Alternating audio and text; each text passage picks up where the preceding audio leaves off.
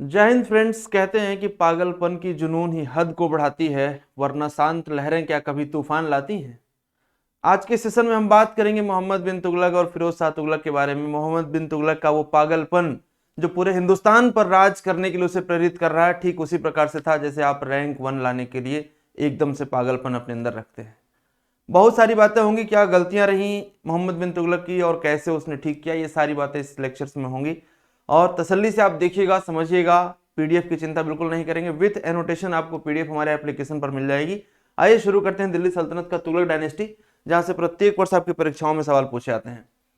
सबसे पहले आप मैप देखेंगे, मैप में ये समझेंगे कि तुगलक डायनेस्टी कहां से कहां तक फैली हुई थी, क्योंकि बार बार मैं कहता हूं कि विजुअलाइजेशन बहुत अहम चीज होती है कि आप किसी चीज को कितना बेहतर समझ पाते हैं। 1321 1321 से लेकर के 1398 तक का ये मैप है। लेकिन यदि हम बात करेंगे इस डायनेस्टी के बारे में तो आप सबको पता होगा कि सबसे लंबे समय तक रूल करने वाली डायनेस्टी रही है। और खास बात यह है कि मोहम्मद बिन तुगलक पूरे हिंदुस्तान को जीत लेना चाहता है। आप देखिए, इससे पहले के लेक्चर में आपने पढ़ा होगा कि नॉर्थ इंडिया में तो दिल्ली सल्तनत अच्छा रूल कर रही थी, अब उसे साउथ में भी अपने आप को एक्सपेंड करना था, यानी कि दक्कन भी जीतना था। और आप देख सकते हैं दक्कन के इस रीजन में पूरा का पूरा एक्सपेंशन किया, और इसी एक्सपेंशन करने के चक्कर में नुकसान भी बहुत ज्यादा हुआ, इसमें कोई शक नहीं है। कई बार लोग कहते हैं कि ये गलत डिसीजन था। देखो, जीवन में ध्यान रखना, जब भी आप कुछ रिस्क लेंगे, कुछ करना चाहेंगे, तो इतिहास उसका मूल्यांकन तो करेगा ही करेगा। वो सही भी हो सकता है और गलत भी हो सकता है, लेकिन यदि कुछ करोगे ही नहीं तो ना सही होगा और ना गलत होगा। इसलिए हमेशा कुछ करते रहने की कोशिश करेंगे। आइए शुरू करते हैं। सबसे पहला सवाल पूछा जाता है कि इस पर्टिकुलर डायनेस्टी के जितने भी रूलर्स रहे हैं वो कहां से आए हैं। तो बेसिकली ये तुर्क थे, और तुर्कों में भी ये कराना शाखा के तुर्क थे, याद रखेंगे। और फाउंडर का नाम पूछेगा आपसे तो आप सब जानते हैं कि गियासुद्दीन तुगलक जो था वो फाउंडर था। गियासुद्दीन तुगलक ने इस डायनेस्टी को फाउंड किया और इसने गाजी मलिक की उपाधि धारण की थी। क्वेश्चन पूछा था आपकी परीक्षाओं में कि तुगलक डायनेस्टी के किस सुल्तान ने गाजी मलिक की उपाधि धारण की थी, तो आंसर होगा गयासुद्दीन तुगलक। और इसी डायनेस्टी का जो अंतिम रूलर था वो नसीरुद्दीन महमूद था। ये दो बातें, पहला और अंतिम, आपको समझ में आना चाहिए। अब जरा सा हम लोग बात करेंगे कि गाजी गयासुद्दीन तुगलक ने क्या काम किए थे। तो सबसे पहले तो इसकी उपाधि देखेंगे, अल शहीद इसकी उपाधि थी, अल शहीद के नाम से इसकी उपाधि थी। इसके बाद जो दूसरा पॉइंट आपको निकल करके आता है वो ये कि सर इसने एडमिनिस्ट्रेटिव चेंज क्या किया। देखिए, सबसे पहले तो समझिए कि जब कोई बहुत लंबे समय तक रूल करता है तो बहुत सारा परिवर्तन करता है, लेकिन बहुत शॉर्ट टाइम पीरियड के लिए यदि कोई शासन में आता है तो बहुत बड़े बड़े परिवर्तन नहीं कर पाता है। इसके एडमिनिस्ट्रेटिव चेंज को आप देखिए क्या क्या था। तो सबसे पहले इसने ट्रेजरी पर फोकस किया, क्योंकि समझदार शासक हमेशा किस पर फोकस करता है, ट्रेजरी पर। यदि खजाना मजबूत होगा तो सरकार को डिसीजन लेने में बेनिफिट्स मिलेंगे, क्योंकि कोई भी प्रोग्राम एंड पॉलिसीज बनाओगे तो उसमें आपको रेवेन्यू एक्सपेंडिचर बढ़ेगा, राइट। तो राजकोष को इसने संचित किया। सेकंड देख सकते हैं कि न्याय व्यवस्था को संवारा, मतलब ठीक किया, करेक्शन किया और कठोर किया। कठोर दंड व्यवस्था को बंद किया, माफ करिएगा, कठोर दंड व्यवस्था को बंद किया। इसका मतलब है कि बहुत ही जो हार्श पनिशमेंट सिस्टम है उसको पहले रोकिए। ऐसा इसलिए क्योंकि यदि आप हार्श पनिशमेंट सिस्टम लेकर के चलोगे तो जनता में असंतोष बैठना शुरू होगा आपके प्रति मन में। इसके बाद इसने जो बटाई पद्धति थी, शेयर सिस्टम था, उसको एंड किया। साथ में जो लगान थी उसमें थोड़ी थोड़ी बढ़ोतरी की, मतलब ग्रेजुअली इंक्रीज किया उसको। और वेलफेयर के पॉइंट ऑफ व्यू से सड़कें और नहरें बनवाई। वेलफेयर देखिए, सड़कें और नहरें बनेंगी तो रेवेन्यू डेवलपमेंट शुरू हो जाएगा, क्योंकि सड़कें और नहरें बनने से ईज ऑफ डूइंग एग्रीकल्चर जो था, या ईज ऑफ डूइंग बिजनेस जिसे आप कह सकते हैं in the field of agriculture, ये क्या हो जाता है, बढ़ जाता है, ठीक है। और याद रखेंगे कि नहरों के क्षेत्र में काम करने वाला ये पहला मुसलमान है, यानी कि गयासुद्दीन तुगलक ने नहरों के क्षेत्र में काम करना शुरू कर दिया था भारत में, ठीक है। आगे बढ़ते हैं। गयासुद्दीन तुगलक के बारे में बहुत ज्यादा नहीं पढ़ना, जो बातें हमने बता दी लगभग उतना ही पूछा था, मैक्सिमम तो फाउंडर ही पूछ लेते हैं। अब जो सबसे बड़ा एरिया है और सबसे अधिक बार पूछे जाने की पॉसिबिलिटी है वो किस पर है, मोहम्मद बिन तुगलक पे। जो मैंने अभी अभी आपसे कहा कि आपको पागलपन का जुनून अपने अंदर लाना पड़ेगा। वो जुनून या तो आपको बनाएगा या तो आपका इतिहास लिखा जाएगा। तो कभी इससे नहीं डरना है कि आप बने हैं या आपका इतिहास लिखा गया है। दोनों ही केस में इतिहास लिखा जाता है। आप जीतते हैं तब भी, आप हारते हैं तब भी, लेकिन आप लड़ाई में, युद्ध में आएंगे तभी कुछ ऐसा होगा। तो मोहम्मद बिन तुगलक के बारे में समझिए। सबसे पहले तो ये समझिए कि इसका जो टाइम पीरियड रहा है वो 1325 से लेकर के 1351 तक रहा है। एक लंबा टाइम पीरियड दिखाई दे रहा है आपको। इसके साथ साथ इसका जो वास्तविक नाम था वो मलिक फराउद्दीन जौना खान जौना खान के नाम से पॉपुलर था, और आगे आप पढ़ेंगे कि इसके जौना खान के नाम पर ही फिरोज शाह तुगलक जौनपुर शहर बनाएगा उत्तर प्रदेश में, जो गोमती नदी के किनारे होगा। कई बार आपकी परीक्षाओं में पूछा जाएगा।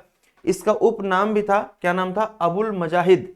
क्वेश्चन आता है कि अबुल मजाहिद किसका उपनाम था। और अगला सवाल पूछते हैं कि इसका राज्याभिषेक कहाँ हुआ था। तो बलबन ने जो लाल भवन बनाया था, इसी लाल भवन में इसका राज्याभिषेक हुआ था। याद रखेंगे आप, कोरोनेशन जो हुआ था इसका वो लाल भवन में हुआ था, बलबन द्वारा बनाया गया था।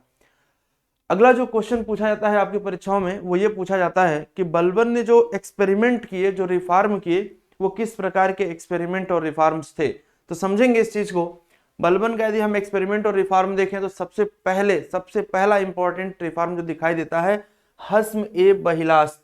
हस्म ए बहिलास्त ये एक रिकॉर्ड रजिस्टर था जो लगान का रिकॉर्ड मेंटेन करने के लिए रखा जाता था। इसके बाद जो गंगा और यमुना का दोआब आपको दिखाई देता है, जिसे आप दिल्ली दोआब भी कह सकते हैं। दिल्ली दोआब में इसने कर की वृद्धि करी, जो टैक्स था उसको बढ़ाया, और एक सेपरेट डिपार्टमेंट बनाया जिसे आप कहते हैं एग्रीकल्चर डिपार्टमेंट, कृषि विभाग। एक कृषि विभाग की स्थापना करी। उस कृषि विभाग का नाम क्या था? दीवान ए अमीर कोही। कई बार परीक्षाओं में पूछा गया है दीवान ए अमीर कोही। दीवान ए अमीर कोही एक इंपॉर्टेंट, बहुत ही इंपॉर्टेंट डिपार्टमेंट था जो आपकी परीक्षाओं में बार बार पूछा जाता है, और आप याद रखिएगा कि इसकी स्थापना मोहम्मद बिन तुगलक कर रहा है। इसके बाद सोनथर या तकावी ऋण। सोनथर या तकावी ऋण, तो तकावी ऋण मतलब एक तरीके से किसानों को दिया जाने वाला ऋण था। आप याद रखेंगे इसको, जो केसीसी टाइप का था, किसान क्रेडिट कार्ड टाइप का, कि आप जाइए और पैसा लेकर के खेती करना शुरू करिए, और जब आपका खेती का अनाज का प्रोडक्शन होगा तो आप इसे रिटर्न कर दीजिएगा, ठीक है। इसके बाद अकाल संहिता का निर्माण करता है। अकाल संहिता के निर्माण के साथ साथ दिल्ली से दौलताबाद, आपने सुना होगा ये बात कई बार कि दिल्ली से दौलताबाद राजधानी शिफ्ट करने वाला कौन सा सुल्तान है, तो वो मोहम्मद बिन तुगलक। और मोहम्मद बिन तुगलक जो शिफ्ट करता है दिल्ली से दौलताबाद राजधानी, ये शिफ्ट करता है 1327 में, 1327 में। इसमें बहुत बड़ा रेवेन्यू लॉस होगा। दिल्ली से लेकर के दौलताबाद तक सेनाएं जब जाएंगी तो रास्ते में बहुत बड़ा सैन्य नुकसान होगा, क्योंकि दौलताबाद का लोकेशन जो था वो देवगिरी, जो दक्कन वाला देवगिरी लोकेशन था, वहां पर जाना था, काफी दूरी यात्रा करनी थी, इस वजह से नुकसान बहुत होगा। ये एक्सपेरिमेंट फेल एक्सपेरिमेंट माना जाएगा, मतलब कि प्रयोग तो था लेकिन गलत था, असफल था। सांकेतिक मुद्रा का शुरुआत टोकन करेंसी 1330 में, वन ऑफ द कह सकते हैं कि वर्स्ट एक्सपेरिमेंट, सबसे बेकार स्थिति में टोकन करेंसी की शुरुआत इसने किया। हालांकि चाइना के उस समय के चीन में ऐसी व्यवस्था थी, वहां से इसने प्रेरित होकर के शुरू किया था, बट सफल नहीं रहा ये एक्सपेरिमेंट। याद रखेंगे आप लोग, ईयर याद रखेंगे, क्रोनोलॉजी पूछी जाती है। इसके बाद देखेंगे इसने दफ्तर ए फजीलात ए हस्म, दफ्तर ए फजीलात ए हस्म, इस नाम से एक रजिस्टर निर्माण कराया जिसमें सैनिकों के कटे हुए वेतन का रिकॉर्ड था। यानी कि जो आप लोग, जो सल्तनत में जो सैनिकों के डिडक्ट होते थे सैलरी, उसका एक प्रॉपर रिकॉर्ड रखते थे दफ्तर ए फजीलात ए हस्म में, ठीक है। इसके बाद 1321 और 24, ये जब ये सुल्तान नहीं है उसके पहले लीडरशिप की बात करी जा रही, उस समय इसने वारंगल और बंगाल में अभियान चलाया था। लेकिन 1330 में जो आपने देखा वो आपने क्या देखा? सांकेतिक मुद्रा का प्रचलन। तो इस वाले पेज पर आपके लिए जो मेन बात है वो क्या है? दफ्तर फजिलात हस्म है और कुछ खास नहीं। और यहाँ पर हमने ये बात आपको बताने के लिए लाइन लिखी है कि यहाँ पर ये एक असफल प्रयोग था, इसको आप याद रखिएगा, ठीक है ना। तो इसमें कुछ ऐसा खास है नहीं। नेक्स्ट देखेंगे जो इसके अभियान रहे हैं, वो एक सुल्तान होते हुए जो अभियान रहे हैं, सबसे इंपॉर्टेंट क्या है? 1328-29 में मंगोलों पर आक्रमण। ध्यान देंगे 1327 में आपने देखा कि राजधानी परिवर्तन, और 1328-29 में मंगोलों पर आक्रमण है, और 1330 में आपने देखा कि सांकेतिक मुद्रा है। तो ये तीनों आपस में क्रोनोलॉजी में दिया जाता है कि मोहम्मद बिन तुगलक के बारे में निम्नलिखित पर विचार करके आप क्रोनोलॉजी अरेंज करिए। तो वो क्रोनोलॉजी आप तभी कर पाएंगे जब आप इस तरीके से बिल्कुल फैक्चुअल इंफॉर्मेशन अपने पास रखेंगे, ठीक है। अच्छा, इसके बाद कलानौर और पेशावर को जीत लेता है। लोकेशन आप देख रहे होंगे, कलानौर पंजाब की लोकेशन है, उसके आगे पेशावर की लोकेशन है, वो भी आज के डेट में पाकिस्तान में है। खुरासान एवं इराक पर भी अभियान करता है, यानी कि खुरासान और इराक भी चाहिए था, लेकिन यहाँ पर बहुत सफल अभियान नहीं है ये, ध्यान देंगे। आगे बढ़ते हैं। उत्तर पूर्वी ईरान, दक्षिण तुर्कमेनिस्तान, उत्तरी अफगानिस्तान के क्षेत्र पर भी ये चलाता है। और साथ में ध्यान देंगे मोहम्मद बिन तुगलक, MBT जिसको कहा जा रहा है, मोहम्मद बिन तुगलक ने 1337 के पास खुरासान पर आक्रमण करने के लिए दिल्ली में बहुत बड़ी सेना बनाई, परंतु मध्य एशिया के राजनीतिक अस्थिरता के कारण उस योजना को इसने निरस्त कर दिया। यानी कि आप समझिए स्पेसिफाइड आर्मी बना रहा है किस पर, खुरासान को जीतने के लिए। ऐसे क्वेश्चन आपकी परीक्षाओं में लगातार पूछे जाते हैं, आईएएस में, पीसीएस में, समीक्षा अधिकारी में और दूसरी परीक्षाओं में क्या पूछा जाता है। जैसे कि अलाउद्दीन के बारे में हमने आपको बताया कि उसने नॉर्थ वेस्ट फ्रंटियर के लिए एक स्पेसिफिक सेना बनाई थी, आर्मी बनाई थी मंगोल आक्रमण से बचने के लिए, और वो उत्तर प्रदेश की कई परीक्षाओं में लगातार ये टॉपिक पूछा जाता है अलाउद्दीन से कोई ना कोई। इसी प्रकार से मोहम्मद बिन तुगलक के बारे में पूछ सकता है कि खुरासान पर अटैक करने के लिए दिल्ली में एक बहुत बड़ी सेना का निर्माण किसने किया था, तो मोहम्मद बिन तुगलक ने किया था। ठीक है, इसके अलावा देखिए जो इसका कराचिल अभियान था, कराचिल अभियान का नेतृत्व खुसरो मलिक कर रहे थे, और ये लोकेशन थी कुमायूं उत्तराखंड वाली 1337 में। तो याद रखेंगे 1337 के आसपास बहुत तेजी से एक्सपेंड करने की जो चाहत थी मोहम्मद बिन तुगलक के दिल में धड़क रही थी, वो बहुत तेजी से बढ़ती चली जा रही थी। और मैंने कहा ना कि जिद इंसान को आगे बढ़ाती है कई बार। इस प्रकार से जब आप ऐसा कुछ करते हैं तो आपका विद्रोह भी होता है। तो अभियान तो आपने देखा, जरा विद्रोहों को देखिए। बहाउद्दीन गुरसब 1326 में गुलबर्गा कर्नाटक में, एमबीटी का चचेरा भाई था, इसने विद्रोह किया। इसके बाद बहराम आइबा 1327 में मुल्तान में किचलू खान, इसको कहा जाता था, यहां पर विद्रोह कर रहा है। आइन उल मुल्क जो था 1340 से लेकर 1341 तक अवध का इक्तेदार था, और इसने भी विरोध किया था, जिसे तुगलक ने, मोहम्मद बिन तुगलक ने क्या कर दिया था, क्षमा कर दिया था। तो आपसे अधिक से अधिक क्या पूछेंगे कि अवध का वो कौन सा इक्तेदार था जिसने, चूंकि यूपी की परीक्षा यदि आप दे रहे होंगे तो वहां पर ये वाला क्वेश्चन ऑटोमेटिक इंपॉर्टेंट हो जाएगा कि आइन उल मुल्क या किसने तुगलक के टाइम पर, मोहम्मद बिन तुगलक के टाइम पर विरोध किया था, ठीक है, या विद्रोह किया था। इसी समय आप समझेंगे 1336-37 में, मैंने आपसे क्या कहा, 1336-37 में बहुत तेजी से एक्सपेंशन हो रहा है। तो हरिहर और बुक्का विजयनगर बना रहे हैं, और आगे चल करके 1347 में हसन गंगू जो है वो बहमनी राज्य की स्थापना कर रहे हैं। किस टाइम में, पर्टिकुलर जब मोहम्मद बिन तुगलक का टाइम पीरियड है। 1351 का टाइम जो है, इसमें गुजरात में इसके दास था तागी, उसने विद्रोह कर दिया था 1351 में, ठीक है।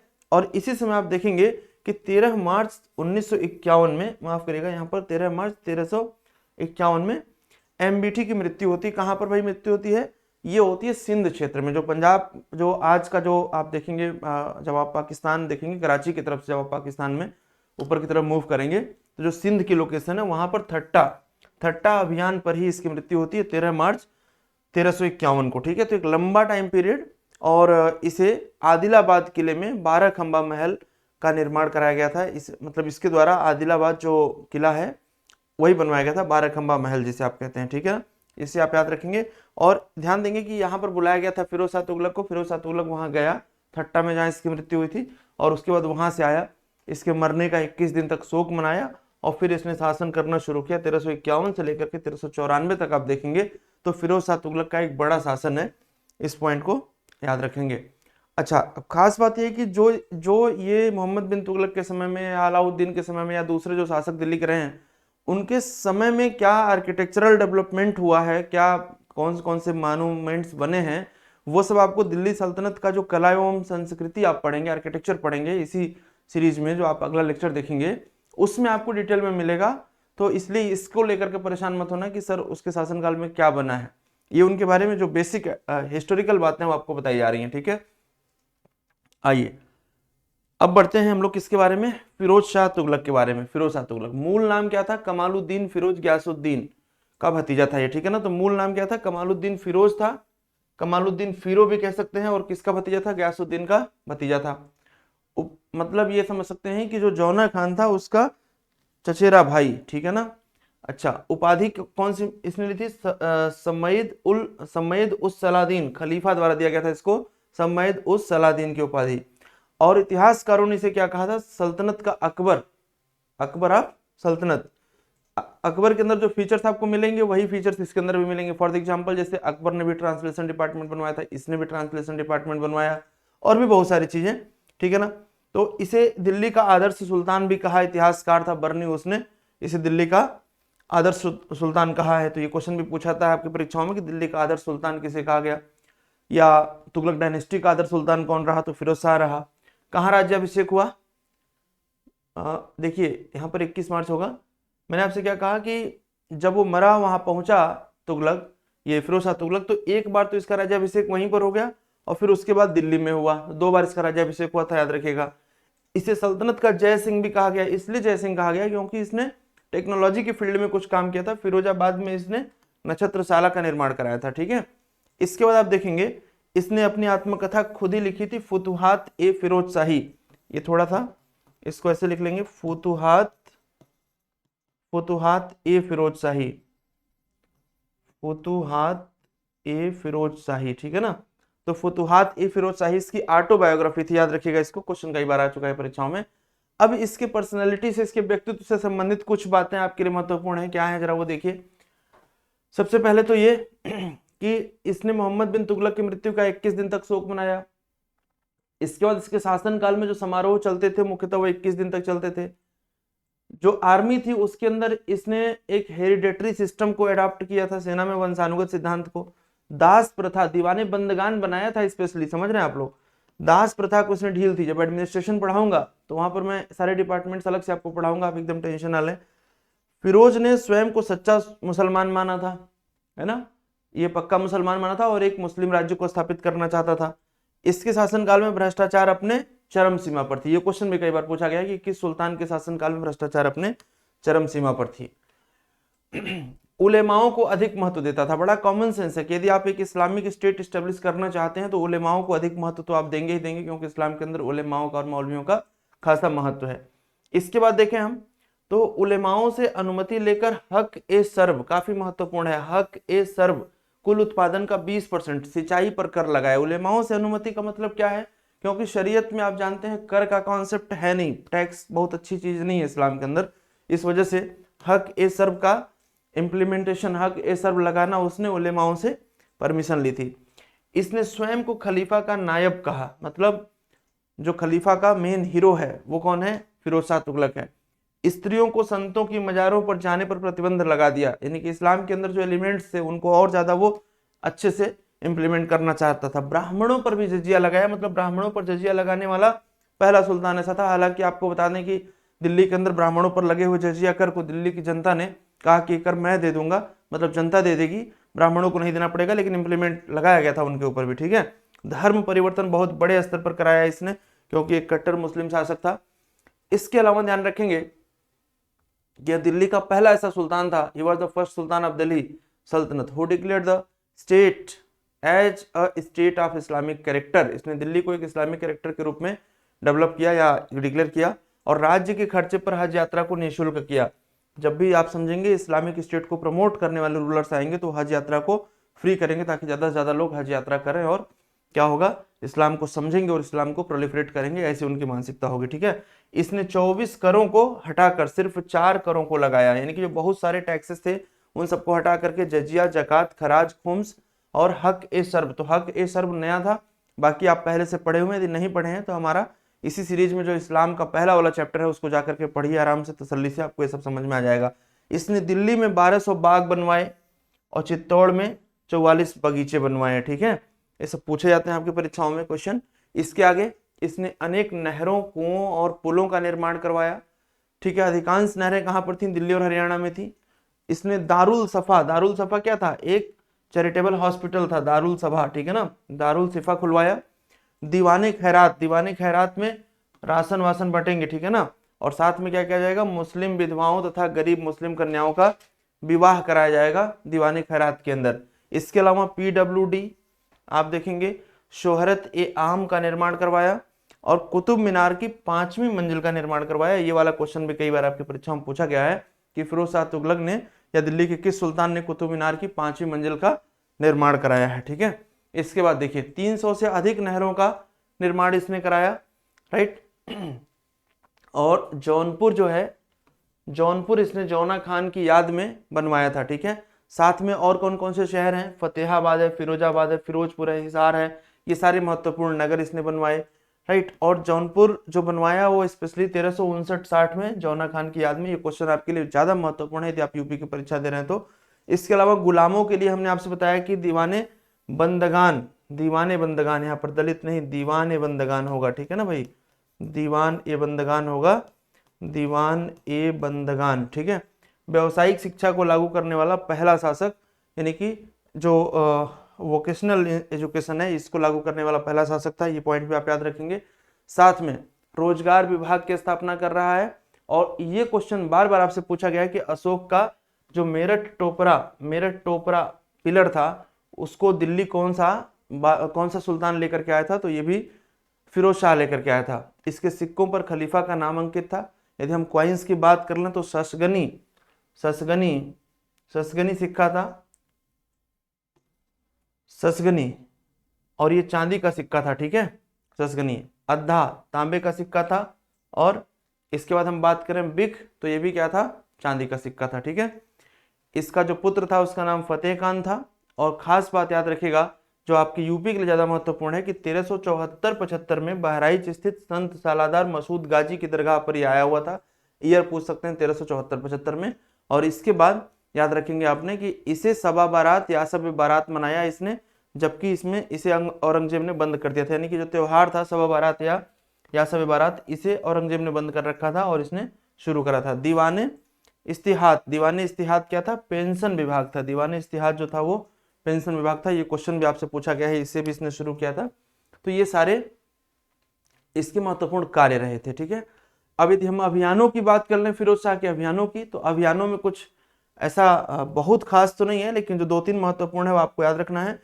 एक तो सबसे अधिक बार पूछा गया थट्टा सिंध का अभियान, तो ये 1362 का अभियान है।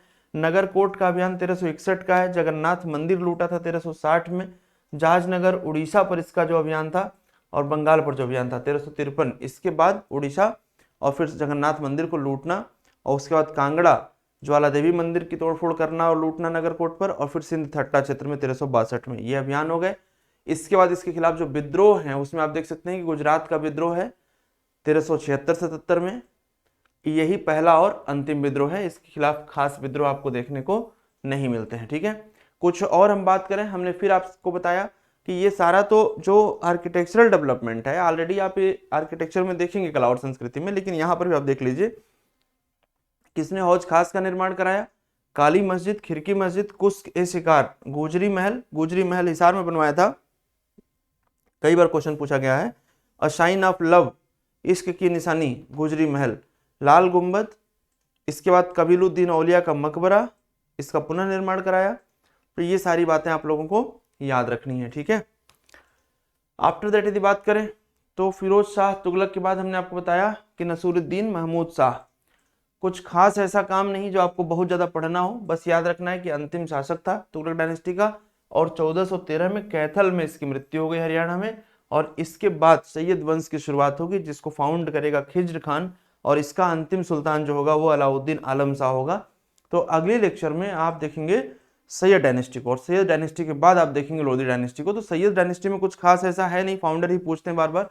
और लोधी डायनेस्टी में आपको मिला जुला के देखा जाएगा तो बहलोल लोधी से लेकर के आपको इब्राहिम लोधी तक पढ़ना होगा, लेकिन जो क्वेश्चन बनेंगे आपकी परीक्षा में वो सिकंदर लोधी पर ही सवाल बनेंगे। तो मैं उम्मीद करता हूं कि आपको दिल्ली सल्तनत के सारे चैप्टर समझ में आ रहे होंगे। और इसके साथ आपको एक काम ये करना है कि जो आपने MCQ घटना चक्र में हो, या आप हमारी सीरीज में जा करके यूट्यूब पर देख सकते हैं, कहीं पर भी जहां हमने MCQ पढ़ाया हुआ है वहां पर आप देख सकते हैं। यदि MCQ सॉल्व करते हैं और साथ में आप इस सीरीज को पढ़ते हैं, घटना चक्र से प्रैक्टिस करते हैं, तो मैं पूरे भरोसे के साथ कह सकता हूं कि IAS, PCS या समीक्षा अधिकारी की कोई भी परीक्षा आप देने जा रहे होंगे तो कोई इशू नहीं है। चाहे आपको स्टेट PSC दे रहे हो, दूसरे एग्जाम दे रहे हो, हिस्ट्री के इस सेक्शन से आपको सारे सवाल मिल जाएंगे जो आपकी परीक्षा में पूछे आते हैं, ठीक है।